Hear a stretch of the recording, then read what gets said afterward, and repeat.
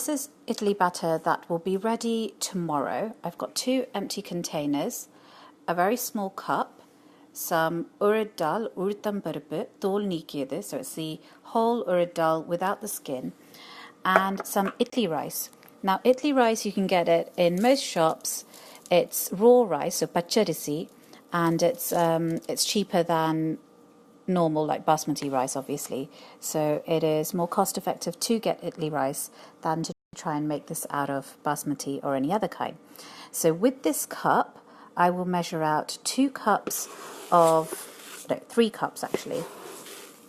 If you were doing idli, you would take 3 cups of rice, and I'm going to use this container for the rice. And then you would use 1 cup of this urid dal. And if it was dosa, you would use 2 cups of this rice. Now, I'm going to make dosa batter. So that's another 1 cup into here.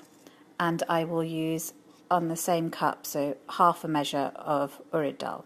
So again, for idli, it would be 3 cups of rice to 1 cup of urid dal.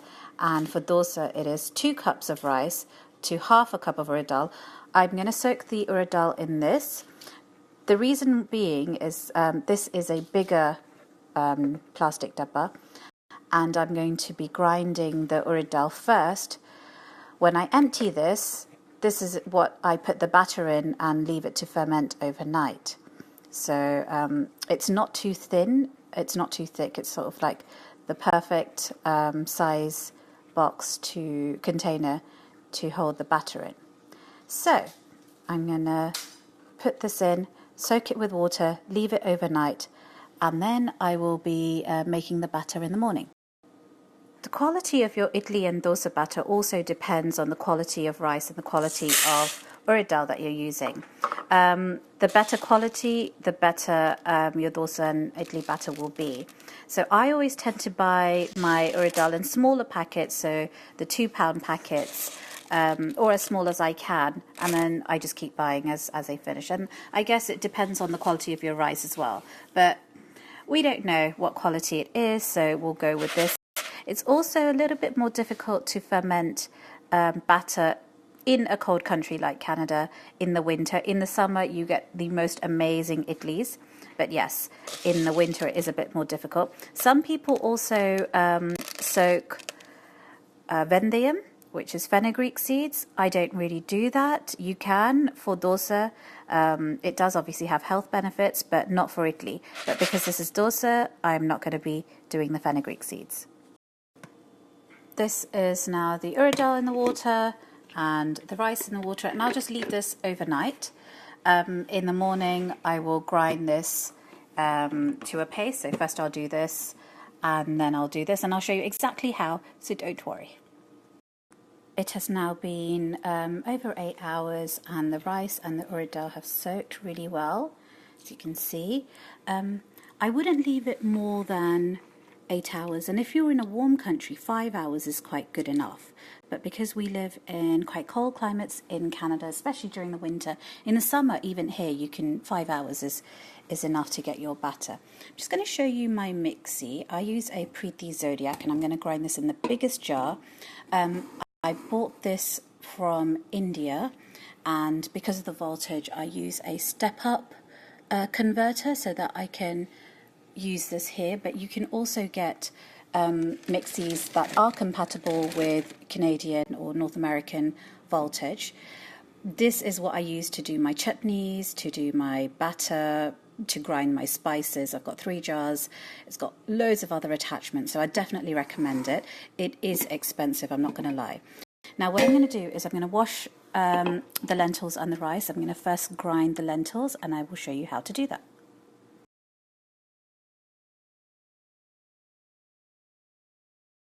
So there I've got my washed lentils. I've rinsed out this plastic container to put it in. And another thing I do is I always keep a bottle of cold water in the fridge, which is what I use to grind my batter in. This, I'm not sure if it's good for the mixie or whatever, but you get amazing batter when you use cold water. So yeah, I've always used this cold water. So it's filtered or boiled and cooled cold water. adding just about that much is enough, and I'm going to grind this to a thick.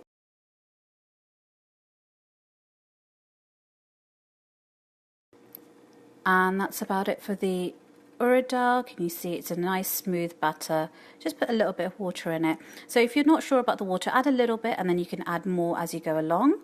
So I'm going to tip this out into here and do this.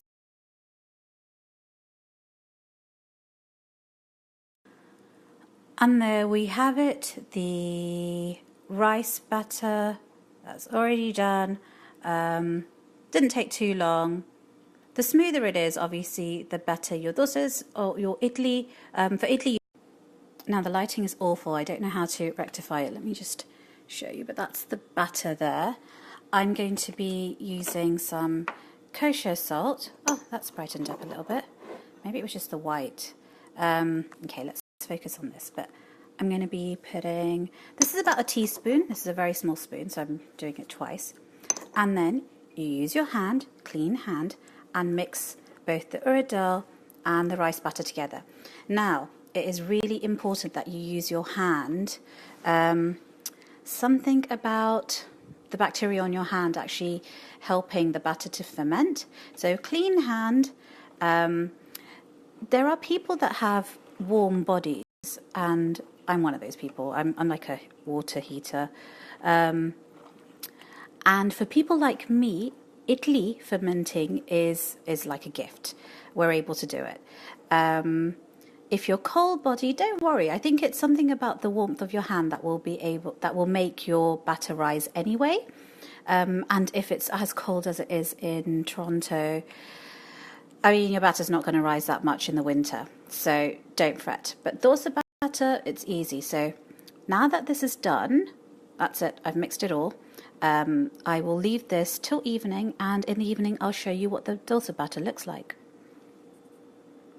This is where I leave my dosa batter. It's on top of our boiler or something, water heater.